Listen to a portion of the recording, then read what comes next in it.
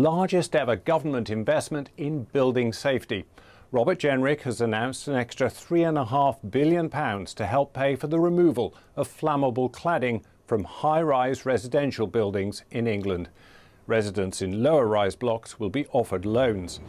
Many thousands of flat owners have been left in unsafe, unsellable homes, facing huge bills for fire safety improvements after the Grenfell Tower fire 3.5 years ago.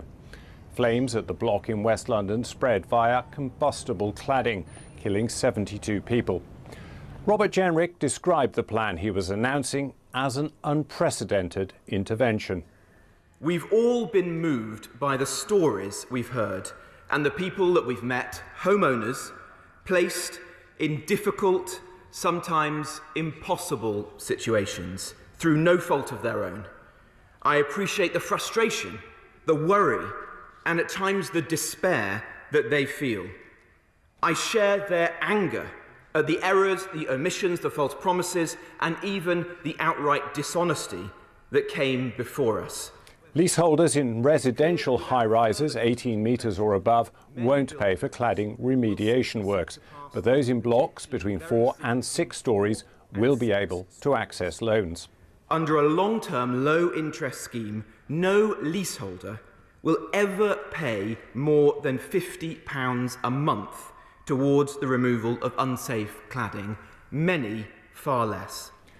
But he said taxpayers, many of whom could only dream of owning their own home, couldn't be expected to pay the whole bill. So there'll be a levy on developers seeking to build some high-rise buildings and, from next year, a new tax on the property development sector. This will raise at least £2 billion over a decade to help pay for cladding remediation costs. The tax will ensure the largest property developers make a fair contribution to the remediation programme in relation to the money they make from residential property, reflecting the benefit that they will derive from restoring confidence to the UK housing market. Labour said the announcement was too late for too many. Government ministers have now promised 17 times that leaseholders will not bear the cost of fixing a problem they didn't cause. Many will be listening to the Housing Secretary's remarks today, and the government has betrayed their promise that leaseholders wouldn't pay for the building safety crisis.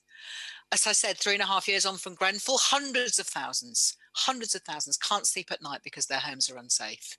The government has chosen today to pile financial misery on them. This is an injustice. But the plan got a warmer response from the MP whose constituency includes Grenfell Tower. I have been calling for a substantial and comprehensive package for cladding remediation, so I warmly welcome this announcement, which very importantly allows funds to be deployed very quickly and does not require task forces or legislation.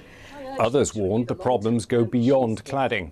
Profitability should not come before safety. Will my right honourable friend look into the issues that I hear about regularly of new build properties not being built to high enough standards, leaving homeowners spending months chasing developers to come back and fix problems with their homes? In recent years, some of our developers, and some of our most prominent ones too, have built homes which are to a poor standard. They have admitted it in some cases. And we need to make sure that that's corrected so that the quality of homes in this country is high and that members of the public can have confidence making that life-changing investment. My constituents won't be reassured by what they've heard. Loans for leaseholders still ain't off the table. He's avoided talking about non-cladding costs, and there's still no guarantee my constituents won't be left with large associated bills for problems they didn't create. And a number of institutions are frankly profiteering from this crisis, including parts of the insurance industry and others. I will trim premiums. My constituents are still facing the cost of non-cladding fire safety problems, waking watchers and more. So when will the government accept the basic principle that cladding victims should not have to pay a penny to fix fire safety problems that are not of their making? Well, actually, the government acted decisively in the immediate aftermath of Grenfell Tower. Expert opinion has evolved over time. We brought forward this very, very substantial intervention today. So we're working intensively and extensively to tackle the issue, and I hope today's intervention will be a permanent and lasting settlement. Robert Jenrick.